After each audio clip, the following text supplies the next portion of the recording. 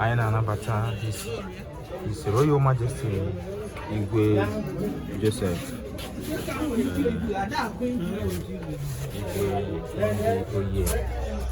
Igwe Joseph, all the way from Oye.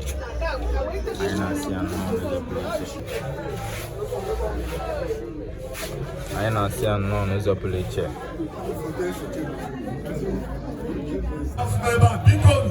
I am see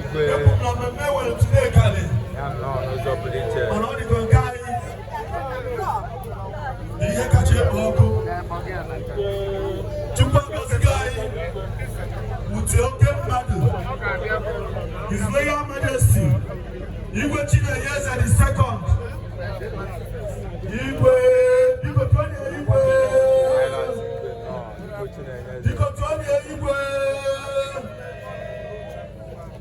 Umuochibinagu Eze no. Ayabali. Igwe no.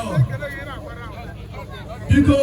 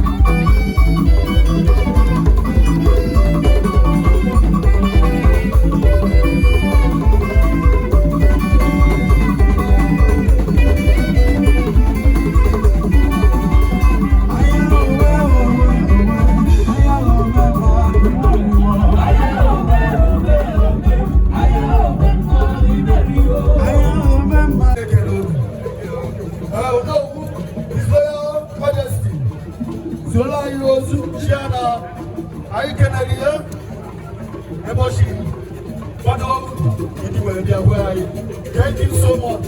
I think I don't know. I get to go to the no, you go. I don't know what you made your book. You never know you fly.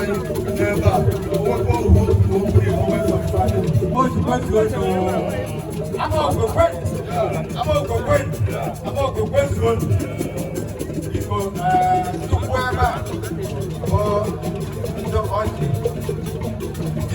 Council Orji Amokwe.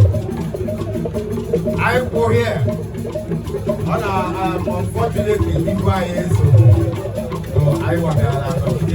I want to why all council members never. The ID no never go no.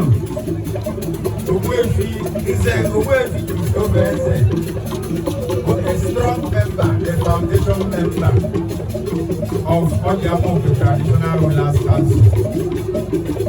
Oh, Papa, an extension of us. So, where would they lie? So, I need them. You put your eye to it. Behind us, don't. Jesus, I'm oh, when a way of consoling people, other console Lolo people in council. I had to go home on behalf of the council, on behalf of Orji Amokwe, people in council. Oh, I remember I walked over here, over the night to do this down.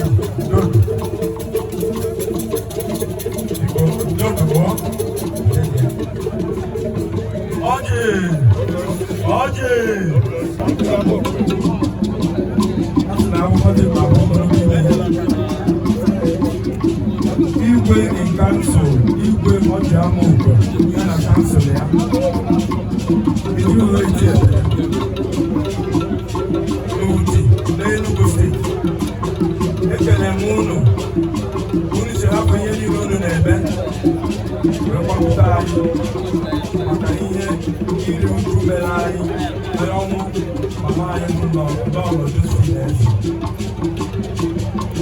Ọ ihe eziokwu, ọ ihe wepụtara onwe ya maka na Nze Kristo na-ede na Lolo